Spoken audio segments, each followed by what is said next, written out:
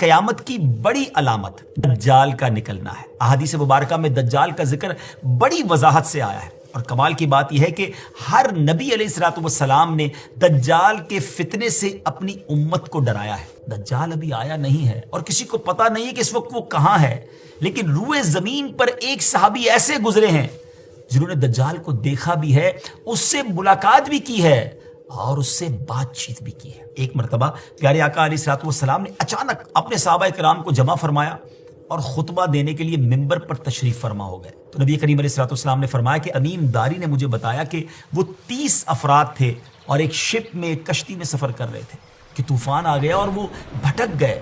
تقریباً مہینہ بھر وہ سمندر میں گھومتے رہے اور ایک دن سورج غروب ہونے کے وقت ایک نامعلوم آئلینڈ پر پہنچے۔ انہیں وہاں سیاہ رنگ کی مخلوق نظر آئی جس کے جسم پر بال بہت زیادہ تھے۔ انہوں نے اس سے پوچھا کہ تم کون ہو؟ اس نے کہا میں جاسوس ہوں۔ تو کہا کہ ہمیں اپنے بارے میں کچھ بتاؤ۔ اس نے کہا کہ نہ میں تمہیں کچھ بتاؤں گا نہ تم سے کچھ سنوں گا، تم اس بت خانے میں جاؤ، وہاں ایک شخص تمہارا بڑی بے چینی سے ویٹ کر رہا ہے، وہی تمہیں کچھ سنائے گا بھی بتائے گا بھی۔ پھر وہ سب اندر چلے گئے۔ وہاں ایک شخص سختی کے ساتھ زنجیروں میں جکڑا ہوا تھا۔ اس نے پوچھا کہ تم لوگ کون ہو اور کہاں سے آئے ہو؟ جواب دیا کہ شام سے آئے ہیں۔ اس نے پوچھا کہ عرب کا کیا حال ہے؟ اور ایک شخص وہاں پیدا ہونا تھا، اس کا کیا حال ہے؟ یعنی نبی پاک علیہ الصلوۃ والسلام کے بارے میں پوچھا۔ صحابہ کرام نے کہا کہ وہ اچھے حال میں ہیں اور ابتدا میں ان کی مخالفت ہوئی، مگر اب تو تمام عرب پر وہ غالب ہو گئے ہیں۔ اس نے کہا اچھا زغر کے چشمے کا کیا حال ہے؟ انہوں نے جواب دیا کہ وہ بھی اچھی حالت میں ہے، لوگ اس سے پانی پیتے ہیں، اس سے کھیتی باڑی بھی کرتے ہیں۔ پھر اس نے پوچھا کہ عمان اور بیسان کی کھجوروں کا کیا حال ہے؟ انہوں نے کہا کہ اس میں ہر سال پھل آتے ہیں۔ یہ سن کر اس شخص نے 3 چیخیں ماری اور بولا کہ میں دجال ہوں۔ کہتا ہے قریب میں آزاد ہو جاؤں گا اور زمین کا چپا چپا گھوموں گا اور اس کا کوئی حصہ نہیں چھوڑوں گا سوائے طیبہ کے، کیونکہ مجھ میں وہاں جانے کی طاقت، وہاں جانے کی پاور نہ ہوگی۔ نبی پاک علیہ الصلوۃ والسلام نے فرمایا کہ مجھے بہت خوشی ہوئی کیونکہ طیبہ یہی شہر ہے۔ بعض روایت کی روشنی میں یہ بات بھی کہی جاتی ہے کہ دجال کو حضرت سلیمان علیہ الصلوۃ والسلام نے قید کیا تھا، اور حدیث پاک کے مطابق یہ مشرق یعنی ایسٹ کی سائیڈ موجود ہے۔ دجال کا فتنہ تاریخ انسانی کی ابتدا سے لے کر انتہا تک تمام فتنوں سے بڑا اور خطرناک فتنہ ہے۔ مختلف احادیث میں دجال کا جو حلیہ بتایا گیا ہے وہ یہ ہے کہ دجال ایک جوان مرد ہوگا، لمبا قد ہوگا، جسم بہت موٹا ہوگا، ایک آنکھ سے کانا ہوگا، اور ایک کانی آنکھ ایسی ہوگی جیسے پھولا ہوا انگور، اور جبکہ اس کی ایک آنکھ خون آلود ہوگی۔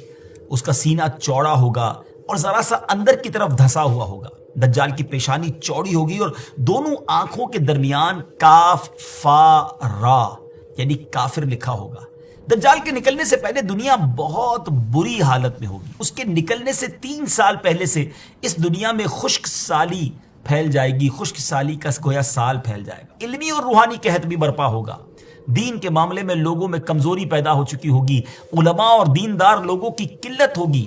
تب دجال ایسٹ کی سائڈ سے اصبہان یا خراسان نامی شہر سے نکلے گا اور زمین پر 40 دن رہے گا، جن میں سے ایک دن 1 سال کے برابر ہوگا، اور ایک دن 1 ماہ کے برابر، اور اگلا دن 1 ہفتے کے برابر، جبکہ باقی دن سال کے عام دنوں کی طرح ہوں گے۔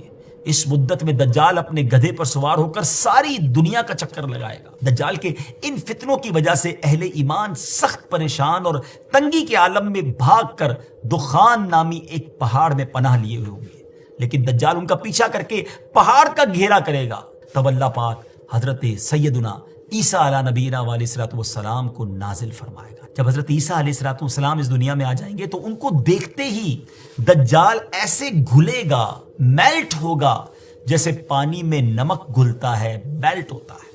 آپ علیہ الصلوۃ والسلام دجال کو مقام لد پر قتل کریں گے اور اس کے فالوورز میں سے ایک بھی کسی کو بھی زندہ نہیں چھوڑیں گے۔ یہ فتنہ بہت شدید ہوگا ناظرین۔ نبی پاک علیہ الصلوۃ والسلام نے فرمایا جو سورہ کہف کی پہلی 10 آیتیں یاد کرے گا دجال کے فتنے سے محفوظ رہے گا۔